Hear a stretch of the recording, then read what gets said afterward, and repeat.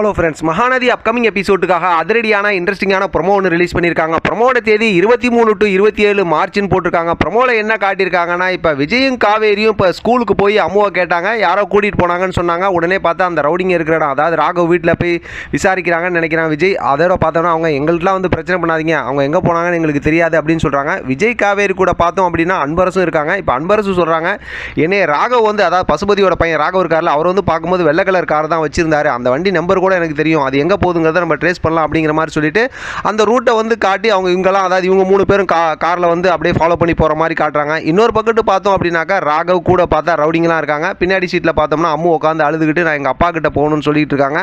உடனே முன்னாடி சீட்டில் பார்த்தோம்னா ராகவ் உட்காந்துருக்க மாதிரி சொன்னதுக்கப்புறம் அதாவது விஜயும் காவேரியும் சேர்ந்து அம்முவை காப்பாற்றுவாரா, அதாவது காவேரியை காப்பாற்றுவாரா அப்படின்னு சொல்லி ப்ரொமோ முடிச்சிருக்காங்க. கண்டிப்பாக பார்த்தா ராகவ் வந்து பயமுறுத்தி மறுபடியும் அம்முவை கொண்டு வந்து விட்டுருவாங்க. பெருசாக எதுவும் சீன்லாம் இருக்காது.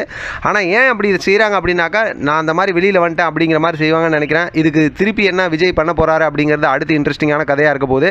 இதை பற்றின உங்களோட கருத்து கமெண்ட் பாக்ஸில் தெரியப்படுத்துங்க. தொடர்ந்து ஆதரவு கொடுங்க. தேங்க்யூ ஃப்ரெண்ட், தேங்க்ஸ் ஃபார் வாட்சிங்.